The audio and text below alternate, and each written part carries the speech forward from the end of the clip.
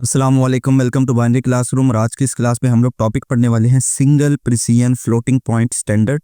Means के एक number को 32 बिट में किस तरह से रिप्रेजेंट किया जाता है, उसका तमाम का तमाम कॉन्सेप्ट आज के इस लेक्चर में हम लोग पढ़ने लगे हैं। Chapter number 2 number system, computer science and entrepreneurship, class 9th new course हम लोग स्टडी कर रहे हैं। इससे बिल्कुल पहले वाला टॉपिक हम लोग पढ़ चुके हैं, रियल वैल्यूज को किस तरह से कंप्यूटर में रिप्रेजेंट किया जाता है। तो बेसिकली सिंगल प्रिसिजन और जो इसके बाद आएगी वीडियो डबल प्रिसिजन, वो रियल वैल्यूज की ही टाइप्स हैं। सबसे पहले अगर किसी ने वो वाली वीडियो नहीं देखी तो काइंडली सबसे पहले जाके वो वीडियो देखेंगे, क्योंकि आपको वहां पर बेसिक कॉन्सेप्ट क्लियर होगा, फिर ही आपको ये समझ में आएगा। और as a 9th class student तो आपको वैसे भी इस टॉपिक को समझने में थोड़ी सी मुश्किल होगी, क्योंकि इसके अंदर आपको थोड़ी बहुत चीजें याद रखनी पड़ेंगी। बट अगर आप साथ साथ चलेंगे, समझेंगे जिस तरह मैं आपको समझाना चाह रहा हूँ, तो आपको इजीली समझ में आ जाएगा।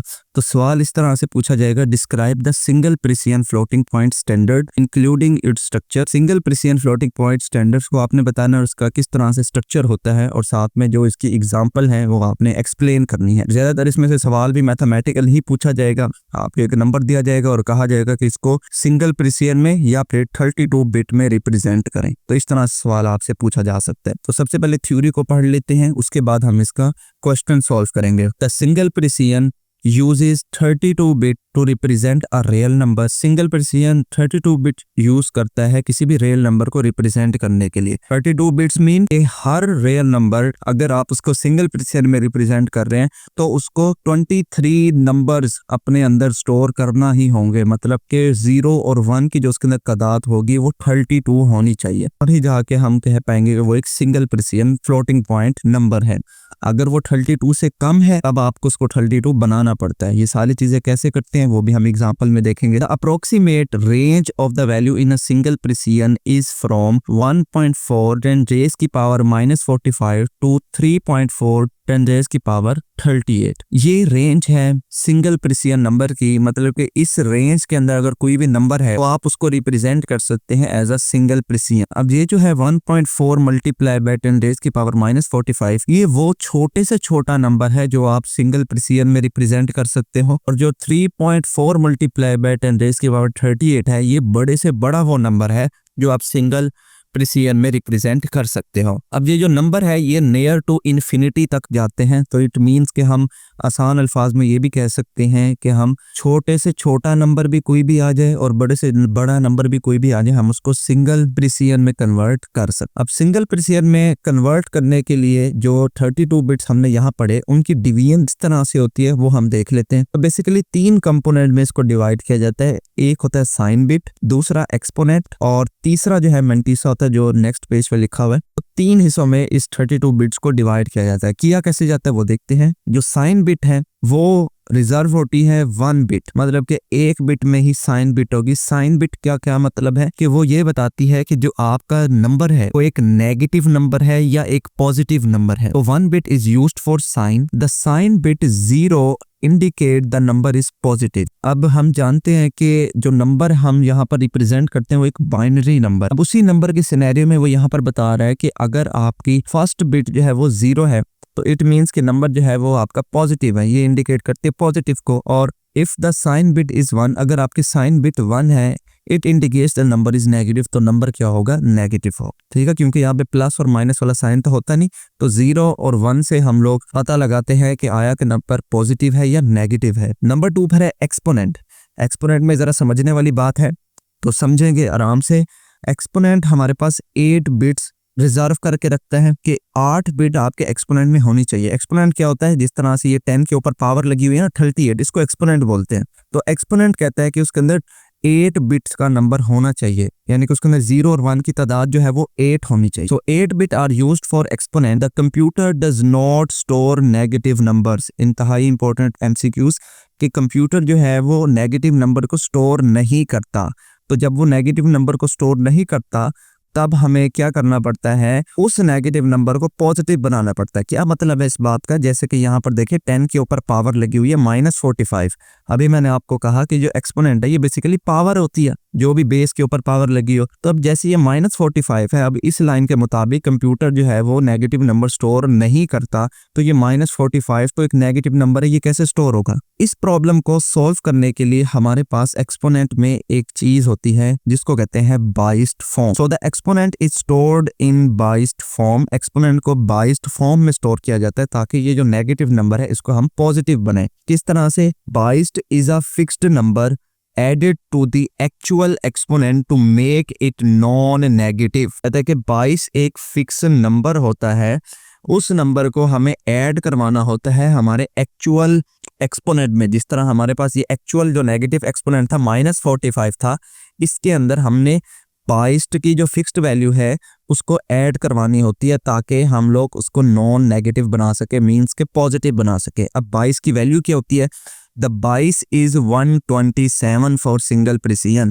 सिंगल प्रिसिजन में जो 22 है उसकी वैल्यू 127 होती है, मींस के मुझे 127 इस -45 में ऐड करवाना पड़ेगा। तो मैं -45 प्लस 127 करूंगा तो जो आंसर आएगा वो एक पॉजिटिव नंबर होगा। तो इस तरह से एक्सपोनेंट को पॉजिटिव नंबर में बनाया जाता है। फॉर एग्जांपल देखें, आसान एग्जांपल से यहाँ समझाया भी गया है। If the actual exponent is -3, देखें अब यहाँ पर एक एक्सपोनेंट है जो कि है -3, जो कि एक नेगेटिव नंबर है। अब नेगेटिव नंबर कंप्यूटर में स्टोर नहीं होगा तो हमें क्या करना पड़ेगा? इसके अंदर ये 22 को ऐड करना पड़ेगा।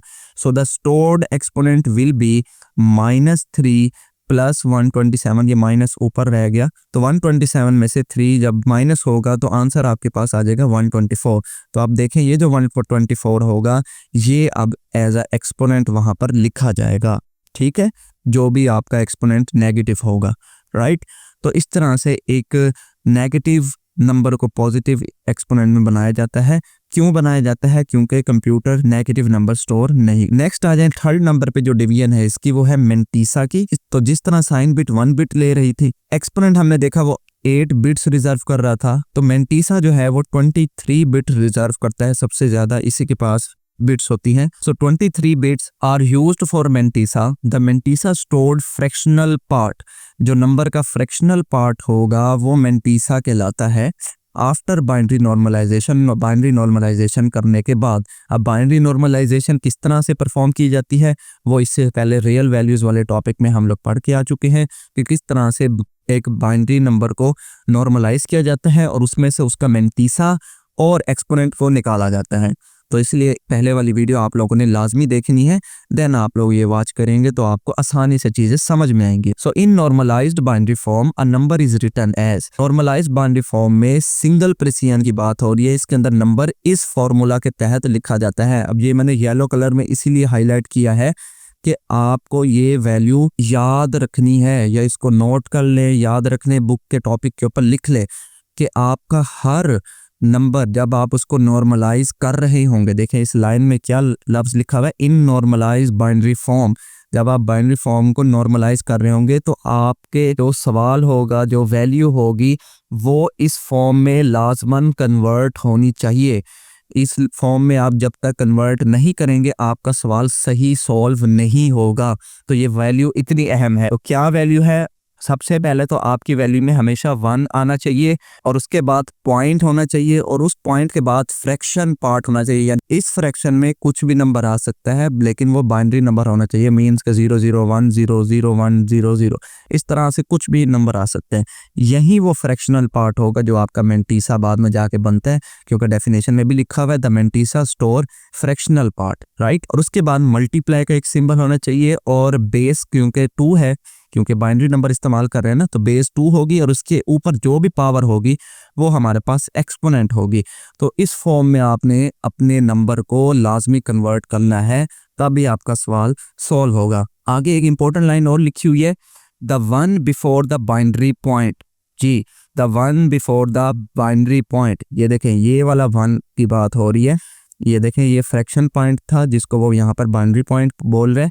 इस बाइनरी पॉइंट से पहले जो 1 है, जो ये वाला 1 है, is always assumed not stored. कहते हैं कि ये जो 1 है ये कभी भी आपके कंप्यूटर में स्टोर नहीं होता, इसके बाद वाली वैल्यू स्टोर होती है। मींस कि ये फ्रैक्शन वाली वैल्यू स्टोर होगी और ये जो एक्सपोनेंट वाली वैल्यू है ये स्टोर होगी, ठीक है, इससे पहले वाली वैल्यू स्टोर नहीं हो। For example if the actual value is 1.0111, कि जिस तरह से एक ये वैल्यू है जो कि 1 पॉइंट फ्रैक्शन के सिंटैक्स के अकॉर्डिंग जो है वो कन्वर्ट हुई है।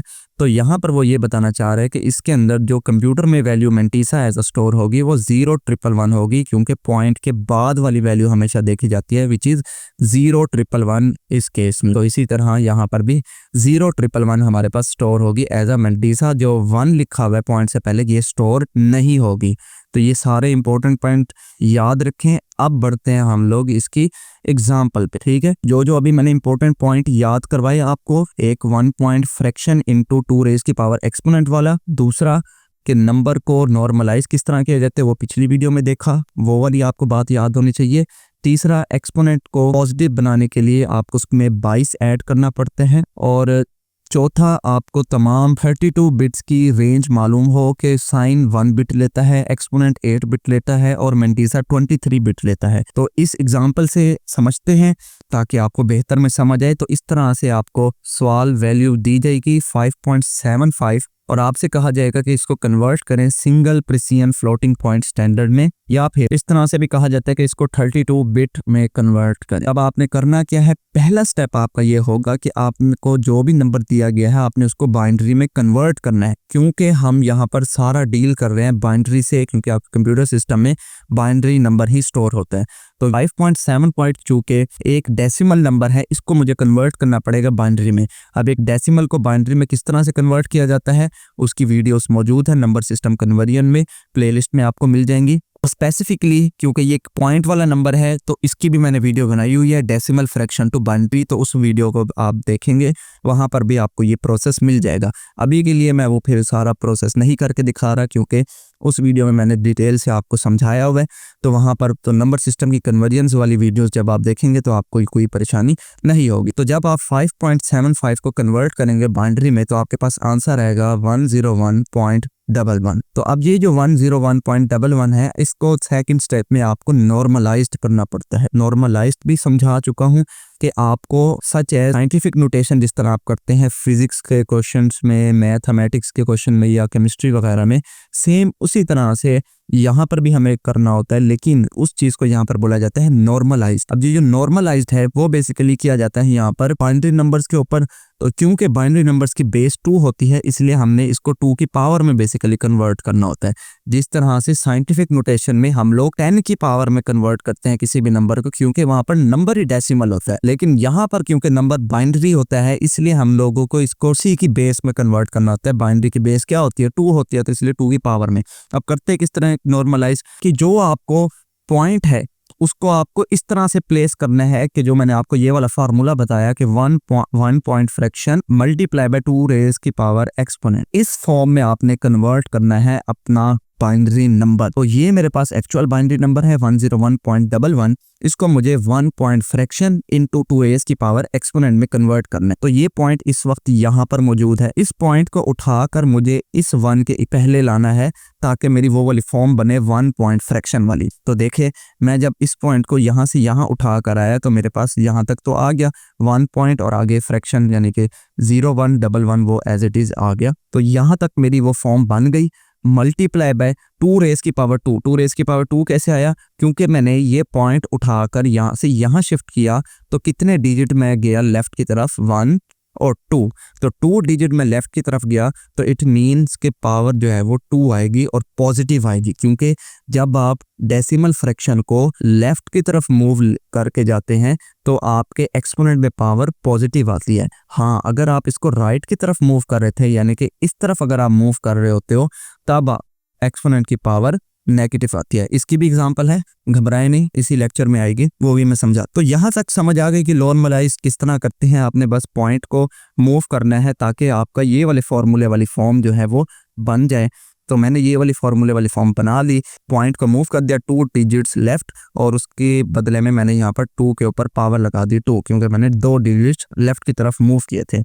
अब यहाँ तक काम हो गया हमारा क्लियर। अब हमने बस नंबर को रिप्रेजेंट करना है जो हम डेफिनेशन में पढ़ के आ गए हैं कि एक बिट जो पहली बिट होगी वो साइन बिट होगी, साइन बिट सिर्फ 1 बिट लेगी। अब क्योंकि नंबर 5.75 को देखें ये एक पॉजिटिव नंबर है, पॉजिटिव नंबर की साइन बिट क्या होती है 0, तो मुझे साइन बिट लगा के इस तरह से 0 लिख देना है। दूसरे नंबर पे एक्सपोनेंट है, एक्सपोनेंट भी हमने डेफिनेशन में देखा कि ये 8 बिट स्टोर करता है, लेकिन एक्सपोनेंट कैसे लिखते हैं, हमने देखा कि उसके अंदर 22 को ऐड करना पड़ता है।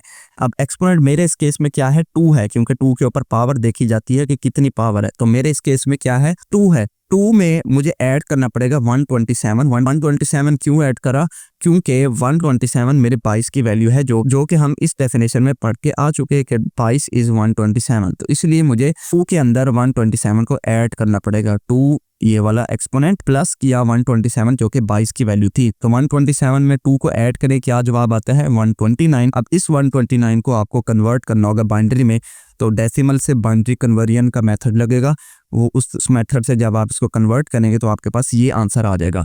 लेकिन यहाँ पर एक चीज़ आपने लाजमी नोट करनी है, जब आपका बाइनरी में आंसर है तो लाजमी काउंट करना है कि क्या ये 8 बिट्स हैं, जैसे 1 2 3 4 5 6 7 8 जी, तो ये मेरा 8 बिट नंबर है, जो जैसे कि यहाँ पर भी लिखा हुआ है कि इसके अंदर 8 बिट नंबर होना चाहिए। अगर ये 8 बिट से कम नंबर है तब आपने क्या करना है, उसका मैं नेक्स्ट एग्जांपल में आपको समझाता हूँ। नेक्स्ट एग्जांपल उसी की होगी। अगर 8 बिट से कम नंबर है तो क्या होता है, एग्जांपल नंबर 3 में बेसिकली हम देखेंगे। थर्ड नंबर पर है मेंटीसा। मेंटीसा 23 बिट्स लेता है। मेंटीसा इसके अंदर क्या होगा, मेंटीसा हमने देखा कि वो एक फ्रैक्शनल वैल्यू होती है, मतलब कि ये वाला जो हिस्सा होगा, क्योंकि फॉर्मूला में फ्रैक्शन इसी को बोला गया है, 1 पॉइंट के बाद वाली वैल्यू को फ्रैक्शन बोला गया है, और मेंटीसा हमने देखा कि वही फ्रैक्शनल पार्ट होता है किसी भी नंबर का। तो यहाँ पर चूंकि हमारी नॉर्मलाइज्ड फॉर्म में फ्रैक्शन के बाद वाली वैल्यू है 0,111, तो मेरे पास यहाँ पर मेंटीसा क्या होगा, 0,111। लेकिन इतनी बिट्स ये रिजर्व कर रहा है 23 बिट, जबकि यहाँ पर तो मेरे पास 4 बिट ये रिजर्व कर रहा है, तो बाकी की जो 19 बिट्स है वो कहाँ गई, तो वो ज़ाया नहीं करनी होती, आपको इसको 23 बिट में ही कन्वर्ट करना पड़ेगा। किस तरह करेंगे, to make it 23 bit add zeros, कि आपके पास जितने भी बिट्स बच रही हैं आप उसके अंदर 0 ऐड कर दें। कैसे, देखें 0,111 मेरा एक्चुअल मेंटीसा था, तो 0,111 मैंने यहाँ पर लिख दिया।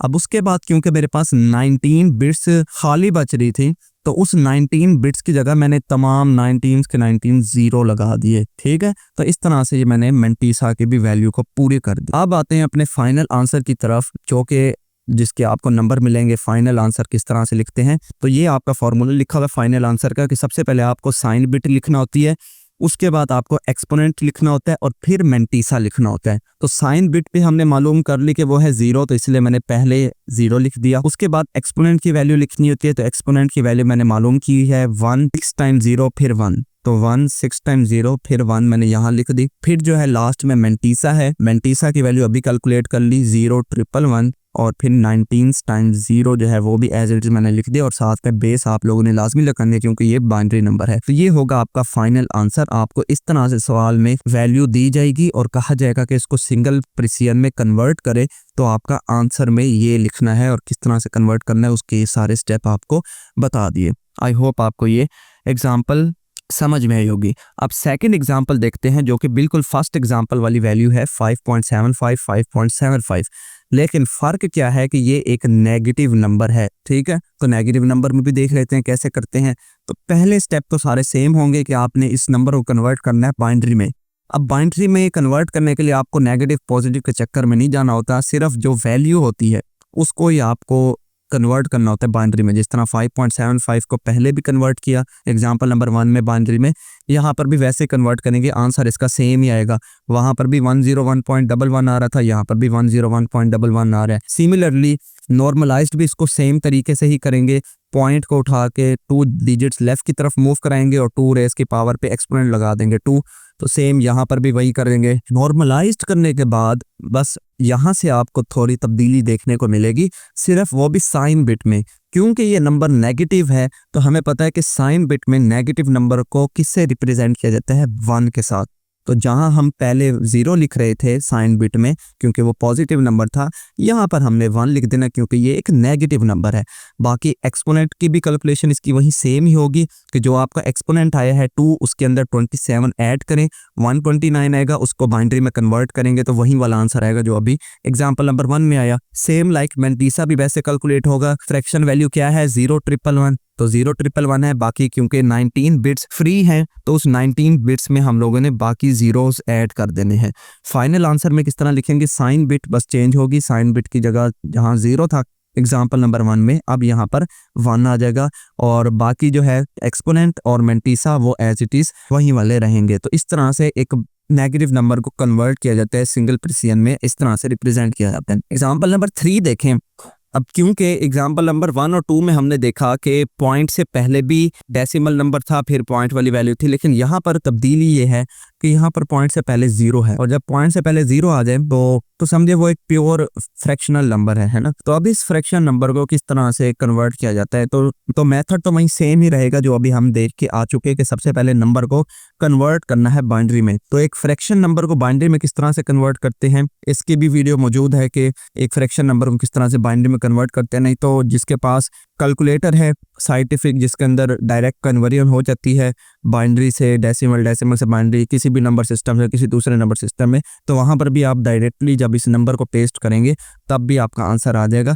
तो बहरहाल मैनुअल करें या डायरेक्टली करें, आंसर इसका ये आएगा 0.00101, ओके, इस नंबर की बाइनरी नंबर होगी। अब इसको नॉर्मलाइज करना है। जब यहाँ पर नॉर्मलाइज करेंगे तो आपको एक नई चीज देखने को मिलेगी। क्या देखें, ये मेरे पास एक्चुअल नंबर है, पॉइंट है यहाँ पर, और मैंने अभी फॉर्मूला आपको बताया कि आपका फॉर्मूला है 1 point fraction multiply by 2 raise की पावर एक्सपोनेंट। तो उस फॉर्म में इसको कन्वर्ट करना है। तो अभी हम जो एग्जांपल 1 और 2 देख के आ चुके हैं उसके अंदर तो हम पॉइंट को लेफ्ट साइड पे मूव करा रहे थे, लेकिन यहाँ तो लेफ्ट साइड में 1 है ही नहीं। यहाँ तो मुझे कम से कम 1 यहाँ नज़र आ रहा है, वो भी इसके राइट साइड पे। तो मुझे क्या करना पड़ेगा, इस फ्रैक्शन को राइट साइड पे मूव कराना पड़ेगा, ऐसा ही है ना।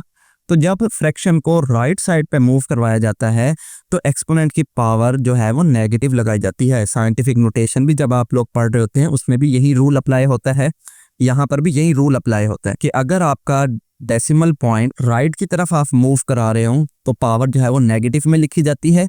अगर आपका डेसिमल पॉइंट आप उसको लेफ्ट की तरफ मूव करा रहे हो तब आपकी पावर जो है वो पॉजिटिव लिखी जाती है, मतलब कि एक्सपोनेंट जो है वो पॉजिटिव लिखा जाता है। तो चूंकि मैं यहाँ पर मुझे 1 यहाँ दिख रहा है तो मुझे ये डेसिमल पॉइंट कितने प्लेसेस राइट की तरफ मूव करवाना है, 1, 2 और 3। तो 3 प्लेसेस मुझे डेसिमल पॉइंट राइट की तरफ जब मैं मूव कराऊंगा तो मेरे पास आंसर आएगा 1.01। देखें अब यहाँ पर जब पॉइंट आएगा तो 1 पॉइंट और पॉइंट के बाद क्या हो जाएगा 0.1। तो मैंने ये फ्रैक्शन में लिख दिया, मल्टीप्लाई बाय कितने प्लेसेस मैंने राइट की तरफ मूव कराया, 3। तो 3 लिखेंगे लेकिन नेगेटिव में लिखेंगे क्योंकि हमने राइट साइड की तरफ मूव करवाया। अब जब नॉर्मलाइज फॉर्म में कन्वर्ट हो गया, आगे काम वही वाला सिंपल कि आपने साइन बिट मालूम करना है, एक्सपोनेंट और मेंटीसा मालूम करना है। साइन बिट 1 बिट लेता है, नंबर क्योंकि पॉजिटिव है तो साइन बिट क्या होगी, 0 होगी। एक्सपोनेंट 8 बिट लेता है तो एक्सपोनेंट की वैल्यू क्या है, -3। -3 में 22 की वैल्यू ऐड करेंगे विच इज 127। तो 127 में से 3 को माइनस करेंगे तो क्या आंसर आता है, 124। इस 124 को आपने बाइनरी में कन्वर्ट कर देना है और लाजमी से काउंट करना है कि आपके बिट्स कितनी आ रही हैं। अब यहाँ पर अगर आप देखें तो आपका एक्चुअल आंसर जो है ना वो यहाँ जब आप कन्वर्ट करेंगे तो ये आएगा 5 × 1 00। जब आप 5 × 1 और 00 जो आपका आंसर आएगा ये तो टोटल 7 बिट्स बनती है, लेकिन मुझे तो उसने कहा हुआ है कि यहाँ पर एक्सपोनेंट में आपकी 8 बिट होनी चाहिए। तो इसको 8 बिट पूरा करने के लिए मुझे एक एक्स्ट्रा 0 इसके पहले लगाना पड़ेगा ताकि ये 8 0 मुकम्मल हो। ठीक है, तो आपने लाजमी से काउंट करना है कि आपकी मुकम्मल बिट्स पूरी हो रही हैं या नहीं हो रही। सेम लाइक मेंटीसा 23 बिट इसकी पूरी करनी है।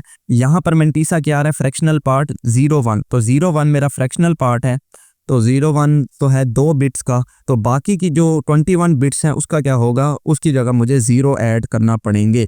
तो जो बाकी 21 बिट्स रह गई हैं उसकी जगह मुझे 0 ऐड किया। अब बच्चों का यहाँ ये भी सवाल हो सकता है कि सर यहाँ पर तो आपने लेफ्ट साइड पे 0 लगाया और यहाँ पर आप सारे 0 राइट लगा रहे हैं। तो क्योंकि मेंटीसा जो है वो फ्रैक्शनल पार्ट होता है तो फ्रैक्शनल पार्ट में 0 राइट साइड पे लगते हैं। ये बात मैं आपको फ्रैक्शनल जब हम पढ़ रहे थे कन्वर्जन डेसिमल से बाइनरी उसमें भी बता के आ चुका हूँ कि जो फ्रैक्शन के बाद वाला होता है उसके अंदर किस तरतीब से वैल्यू लिखी जाती है, जबकि जो ये वाली है एक्सपोनेंट वाली ये तो फुल नंबर है, मतलब कि डेसिमल नंबर है, इसके अंदर पॉइंट वाला चक्कर नहीं है। तो जब पॉइंट वाला वैल्यू ना हो तो उसके अंदर हम लोग लेफ्ट साइड पे अपने कमी को पूरा करते हैं, यानी कि जितने भी हमारे बिट्स रहती हो तो लेफ्ट साइड पे लगाते जाते हैं।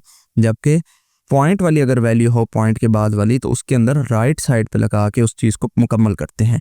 सो आई होप आपको ये क्लियर रहेगा। फाइनल आंसर में किस तरह लिखेंगे, सबसे पहले साइन बिट पॉजिटिव नंबर है तो 0, उसके बाद 8 बिट्स का एक्सपोनेंट, तो एक्सपोनेंट की वैल्यू कैलकुलेट कर ली तो एक्सपोनेंट आ जाएगा। और लास्ट में मेंटीसा की भी वैल्यू कैलकुलेट कर ली तो मेंटीसा भी यहाँ पर आ जाएगा। अच्छा, इस सवाल को चेक करने का तरीका ये होता है कि क्या वाकई ये 32 बिट में कन्वर्ट हुआ या नहीं हुआ। तब आप क्या करें, इन तमाम को जमा कर दें। मतलब कि ये है 23 बिट, 23 बिट्स में 8 जमा करेंगे और फिर 1 जमा करेंगे तो ये 32 बनेगा। ठीक है, तो इस तरह से आपको पता चल जाएगा कि यस, हमारा जो आंसर है वो 32 बिट में ही लिखा गया। लास्ट एग्जांपल है एग्जांपल नंबर 4। इसके अंदर भी एग्जांपल नंबर 3 वाला ही नंबर है, बस यहाँ पर नेगेटिव साथ में लगाया हुआ है। तो सॉल्व करने का तरीका वहीं सेम है कि आपने इसका जो पॉजिटिव पार्ट है उसको लेना है और उसको आपने बाइनरी में कन्वर्ट करना है, तो आपके पास वही सेम आंसर आएगा जो अभी एग्जांपल नंबर 3 में आया।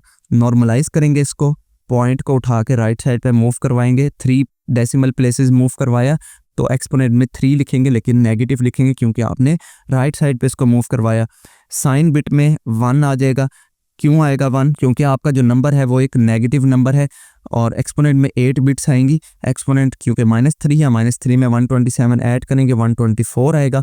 124 को आप बाइनरी में कन्वर्ट करेंगे तो ये वाली वैल्यू आ जाएगी। फिर मेंटीसा कैलकुलेट करेंगे जो कि 23 बिट्स का है। मेंटीसा फ्रैक्शनल पार्ट होता है, पॉइंट के बाद वाला 01, तो 01 चूँकि 2 बिट्स हैं, बाकी की 21 बिट्स पूरा करने के लिए बाकी ज़ीरोज़ लगा देंगे। फाइनल आंसर में सारा एक्सपोनेंट और मेंटीसा की वैल्यू सेम आएगी। साइन बिट क्योंकि नेगेटिव नंबर था तो उसकी जगह बस 1 आ जाएगा। तो ये था हमारे पास किसी भी सिंगल प्रेसिजन को रिप्रेजेंट करने का तरीका। आई होप आपको ये वीडियो अच्छी लगी होगी। अगर वीडियो अच्छी लगी तो इस वीडियो को लाइक करते जाएं। चैनल को बगैर सब्सक्राइब किए देख रहे हैं तो चैनल को भी ज़रूर से सब्सक्राइब करें। मिलते हैं किसी नेक्स्ट वीडियो में, तब तक के लिए अल्लाह हाफिज़।